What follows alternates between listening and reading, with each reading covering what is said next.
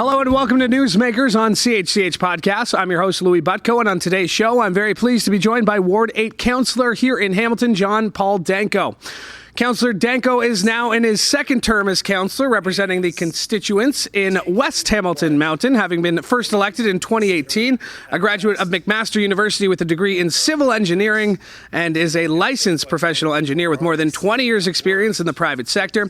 At council, he currently sits on 4 standing committees, including as vice chair of public works. And away from council, he's also a commercial photographer and writer, and calls Ward 8 home with his wife Dawn, 2 children, and 3 cats. And I should mention, Dawn, you guys make up quite the power couple in Hamilton politics.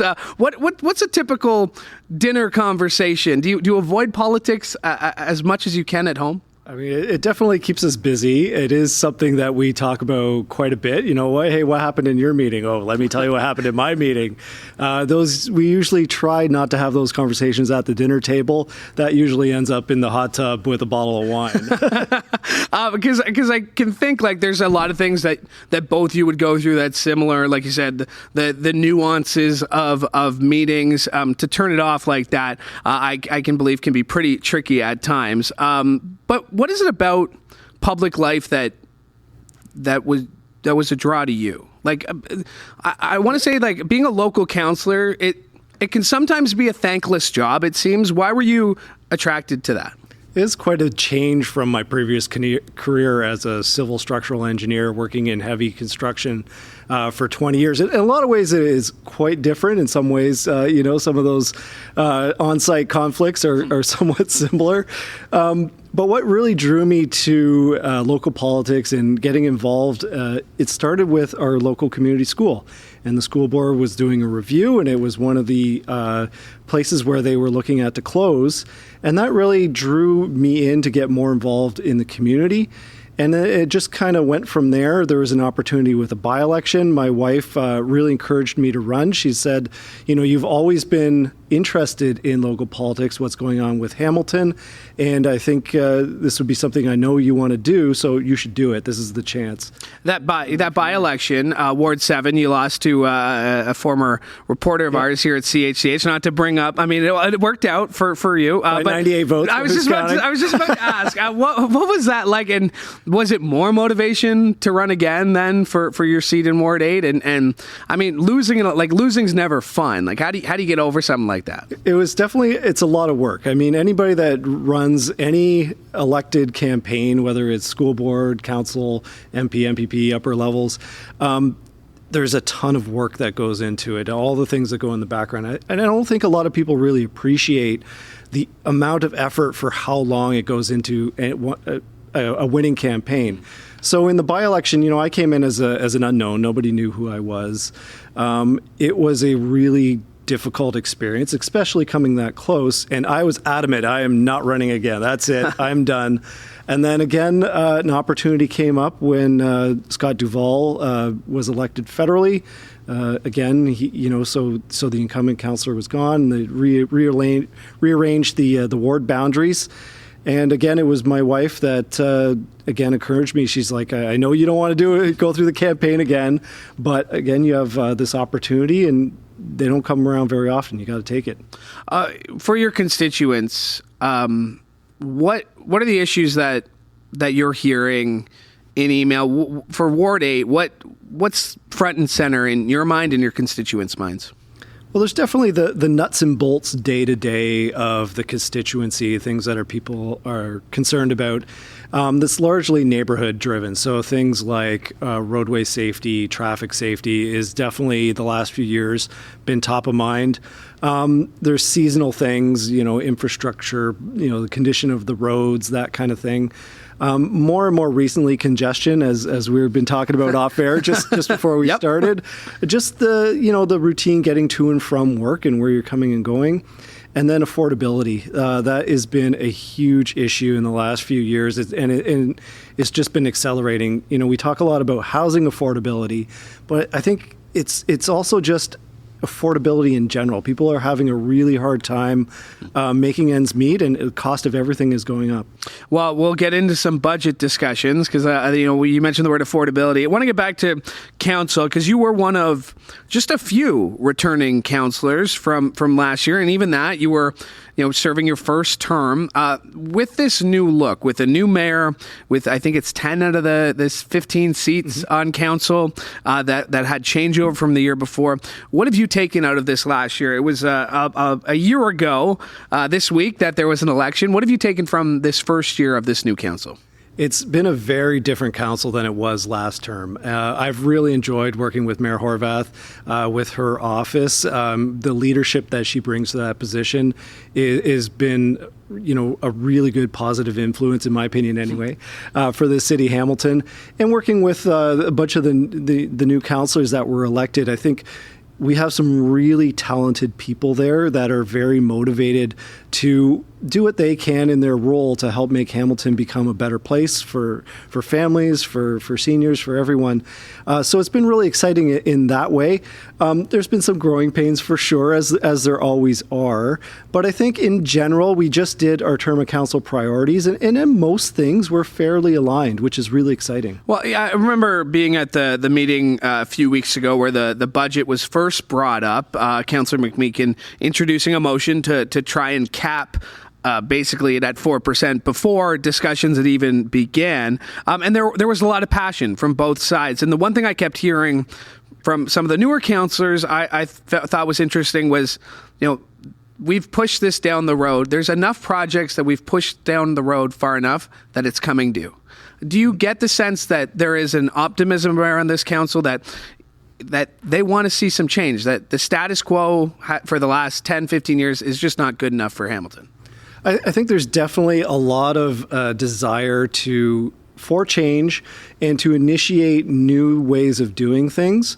And especially, that sort of feeling that it's been status quo for a long time and we want to do things differently and we want to do it now. We don't want to do reports. We don't want, report back, or we don't want to send it out to consultants.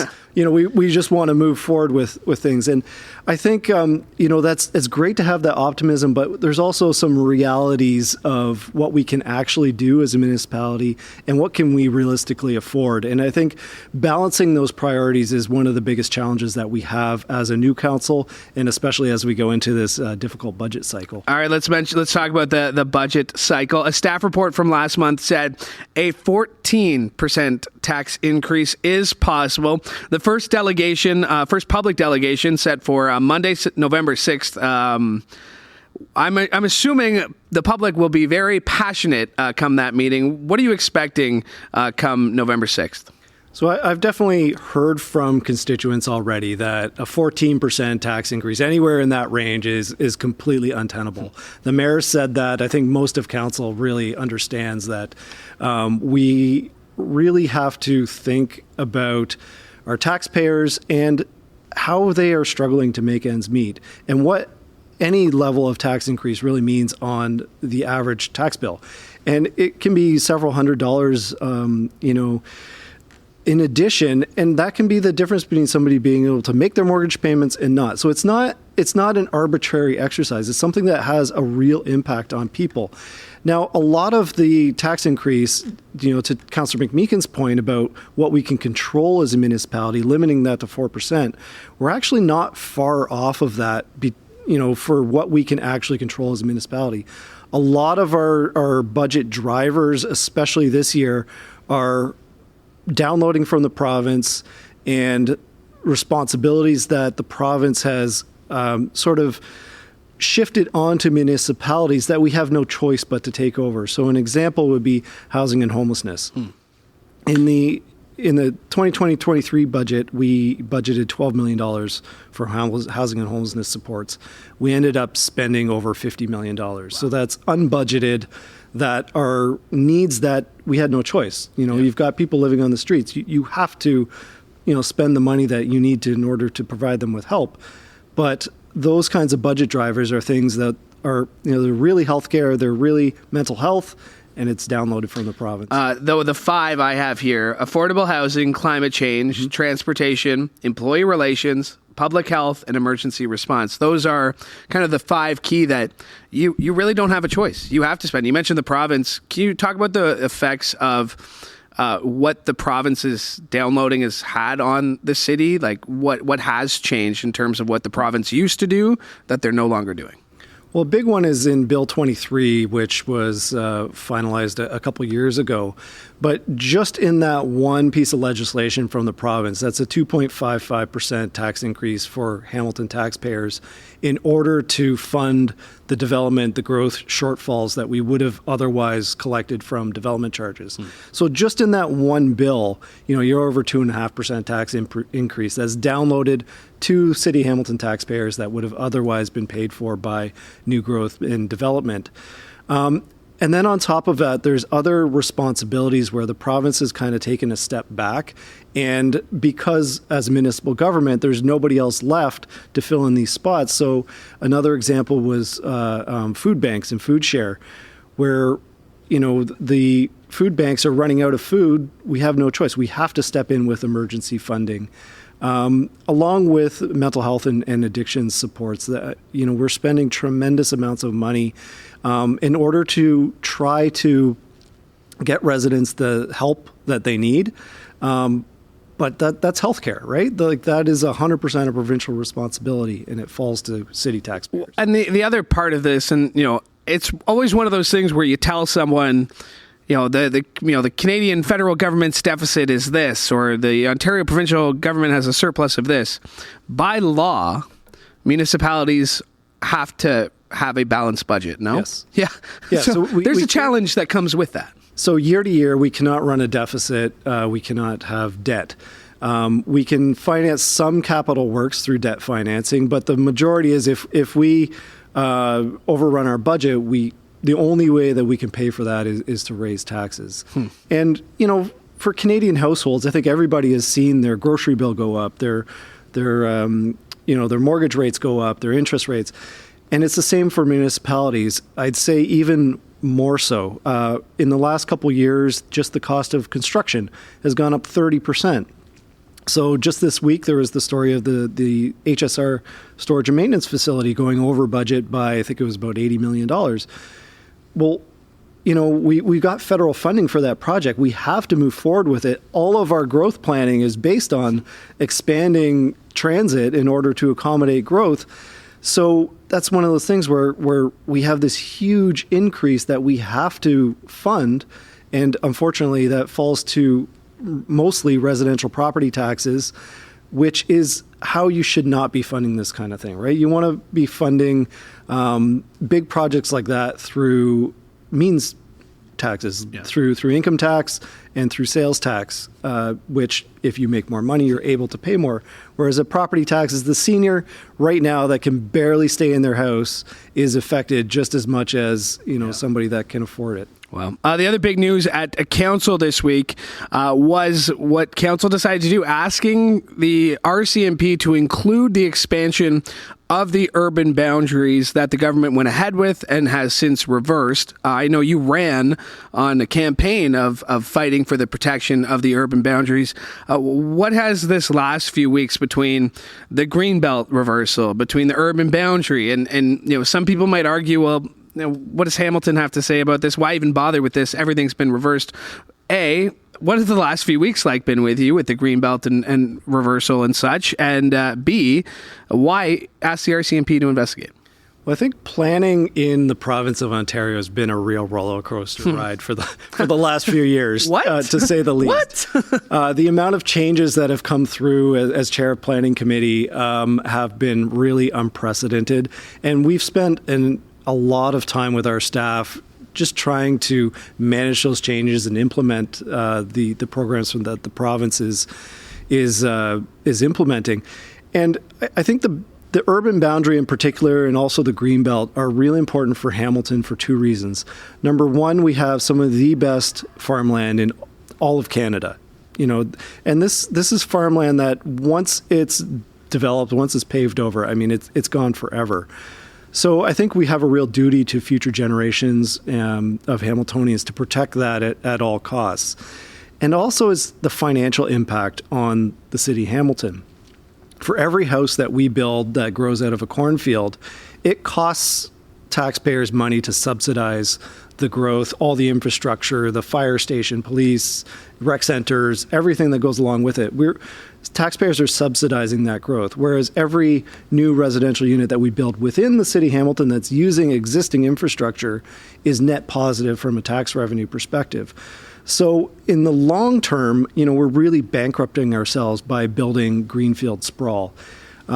So to have that reversed by the provincial government, has been just a huge win for Hamilton taxpayers. And then, when you go through some of the Greenbelt stuff with the Auditor General's report, with the Integrity Commissioner report, it really raises some red flags of what really happened here, what discussions happened, and, how is this legal? And that extends to the same urban boundary discussion. Even the reports we've seen in the last week, there was a Leuna executive that had some land in Grimsby. It really is interesting. It's not going away. But so where do we build? Where we need places for people to live. You're the chair of the planning committee. Where would you like to see development happen in the city? Well, right now we're changing a lot of how we plan and where we're accommodating growth. So right now we have about 10 and a half years of available land for residential development within the former urban boundary. So with the current growth patterns, current density, current market-driven housing that we're building, we still have about 10 and a half years supply, before we even have to think about adding one single acre. At the same time, we've put in a lot of new policies for rezoning along major arterial roads, for making it easier for development on underutilized component areas of the city, and also rethinking about the downtown core and the LRT corridor as well is a major one. One of the main reasons why we fought so hard to have LRT was that residential uplift in growth along that entire corridor, and we're seeing some major developments coming forward for Eastgate Square, from some of those old retail plazas that are thousands and thousands of new residential units. But some of our challenge now is to make sure that those are actually family-friendly units, that they're environmentally friendly, and they're real communities for people that are going to want to stay and live and raise their families here. Well, the one thing this month that I saw that you got pretty excited about was the proposed redevelopment of the Stelco lands. We got a look at the new plans and renderings. It's an 800-acre development. You wrote on Twitter here, redevelopment of the former Stelco lands are a generational opportunity to redefine employment in Hamilton. 23,000 new jobs, 12 million square feet of light industrial space, 3.8 billion in economic activity. Safe to say you're excited about the possibility that could come with this development. Absolutely. Very excited about it. One of the reasons why I ran and became involved in local politics is because I had a young family, and I wanted to make sure that do what I could as an elected representative to make sure that Hamilton is the kind of place where people that, do have kids or, want to have those opportunities for their family to be able to stay in Hamilton, to work in Hamilton. And we have some amazing assets in our city. We have, McMaster, Redeemer, Mohawk College. So we're training the next generation, but they often have to leave Hamilton in order to find opportunities. We want to bring people here as a magnet employment center. We do a great job on healthcare and institutional, but really those are government funded, right? That's taxpayer money that's funding those jobs. It's a fantastic sector. It's our biggest employer. But the Slate development is different because that is all private sector. And I think if you think about 23,000 new jobs in the city of Hamilton on those old steel industrial lands, that is more of an economic impact than steelmaking had at its peak, which thinking about what Hamilton looked like in the 60s and 70s, that's kind of what we're getting back towards, and it's really exciting. Yeah, you mentioned people coming into Hamilton. That was the big storyline over the last few years. You pick up a Toronto Sun, Toronto Star, they're always talking about people wanting to come in Hamilton. What is the sell? If I was at a young family looking for a place to live in the Golden Horseshoe, what's the sell on Hamilton? I think one of the main things people are looking for is that Hamilton is a real city. We have a real downtown core. We have all those issues that go along with real cities, but also the amenities, right? Like if you're raising a family, if you have kids, you want to make sure you have good schools. You want to make sure that they are going to be able just to get part-time employment, that you can have your local grocery store, that kind of thing. One of the biggest challenges, in going back to some recent committee meetings, is housing affordability. So those young families that want to come to Hamilton because of the amenities that we offer as a city are really finding it hard because of housing prices. So we're finding that, I believe the statistics are that people move here when they're relatively young, but when they actually are looking for that family home where they're going to, raise their own kids, a lot of them are forced to leave Hamilton because just the cost of housing is so high. I mean, you mentioned housing. There's no easy solution. If there was, we would have found it by now. What would you like to see? What would you, in terms of changes, to get more shovels in the ground, to get more housing complexes built, affordable housing built? What would your plan be? Well, it's something that didn't happen overnight, right? Like, we've had 20 years of record low interest rates where people, because the cost of borrowing was so low, they're over leveraging, and then they're buying houses that they would otherwise not be able to afford, driving that cycle of increasing the cost of housing. We've also seen a dramatic increase in the commodification of housing. The recent renoviction issues where large corporate housing investors are driving people out in order to drive up the rents. So that's a huge challenge.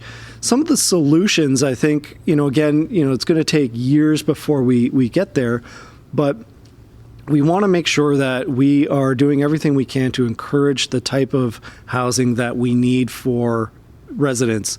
So in particular, family-friendly units. So we do have policy that's coming forward on family-friendly development, how to promote that, how to try to encourage developments to build that. So if you think about an apartment that was built in the 60s or 70s, usually very large 2-3 bedroom units, there was a pool, there was all those kinds of amenities. They're built for families to be able to be a full community, versus a lot of the new development is very small bachelors and singles, and they're not very family friendly. They're based on investors, and it's not somewhere where, if you've moved there, you really don't see it as somewhere where you're going to be able to stay with your kids.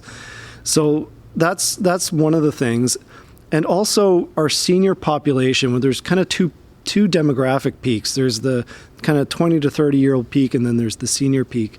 And we need to do better in order to provide seniors with places to live and stay in their own community if they want to downsize. So all of those single-family homes that you have, seniors that are staying in because they want to be in their own community, they don't want to move out because they really don't have any options, right? So they just stay put.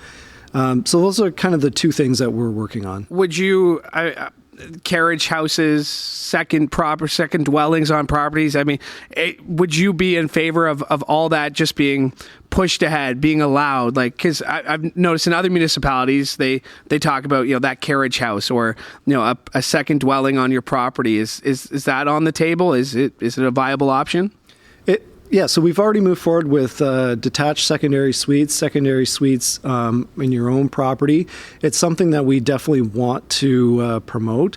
It's something that I think a lot of families can leverage. So again, the cost of borrowing being so high, interest rates going up, if you can't meet that mortgage payment in the full residence, then maybe an option is to rent out a portion of it for someone else. I want to get back to the province here and the decisions they've made in the last few weeks, few months, even before that, in reverse, and taking away land from the Greenbelt in the first place.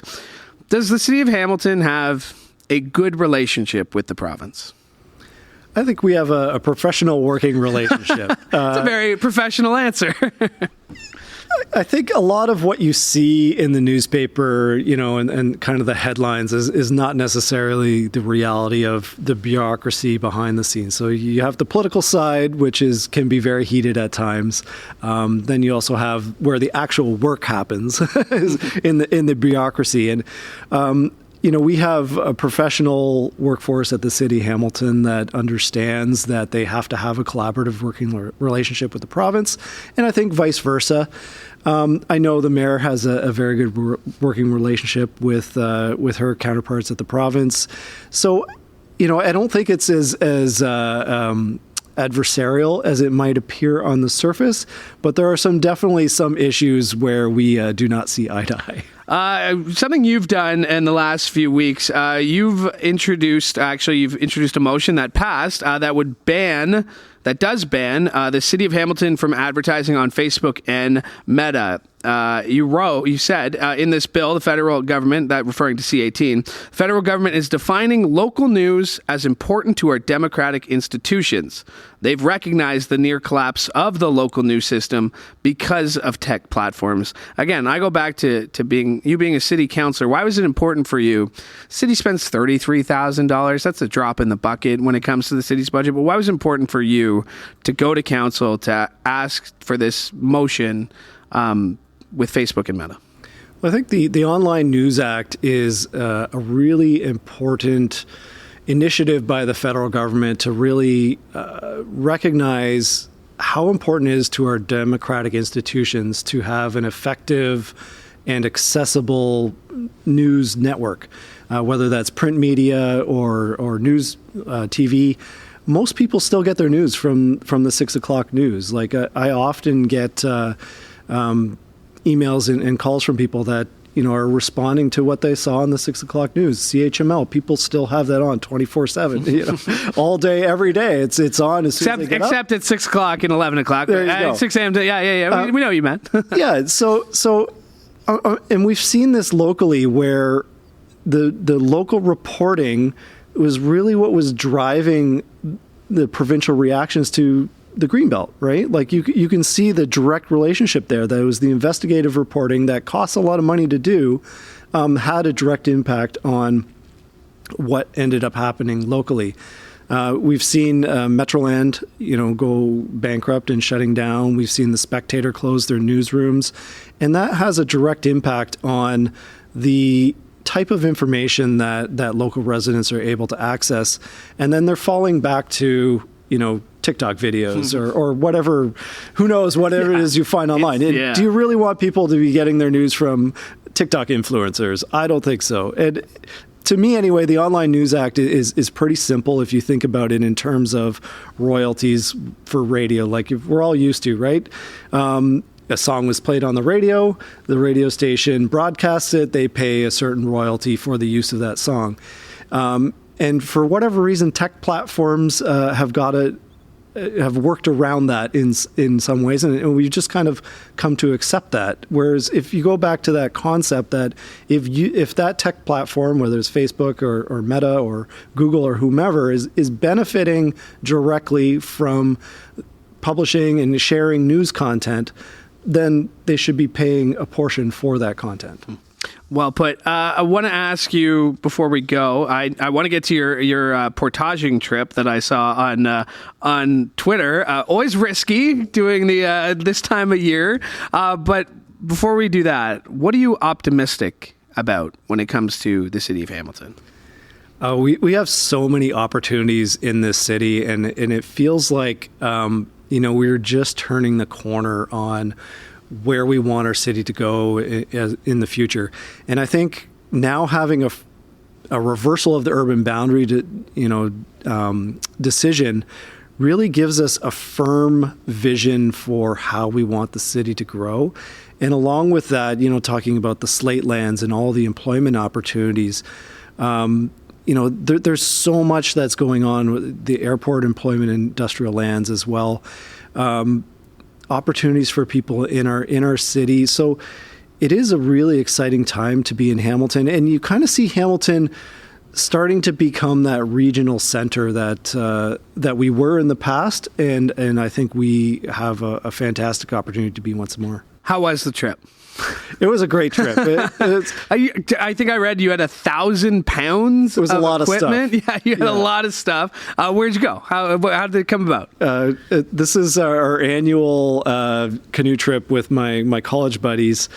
So we were in Killarney for a few days. It rained for 2 days and 2 nights straight, so that wasn't so great. But it was definitely not a high intensity portaging trip. This is a base camp type. Let's go to that other side of the lake there. No, it looked like a great time. I noticed there were some beverages being had, so that's always fun too. And I can appreciate college buddies getting together. So it looked like fun. And you made it back to be here on the show, so I appreciate that too. Thanks so much for having me. Absolutely.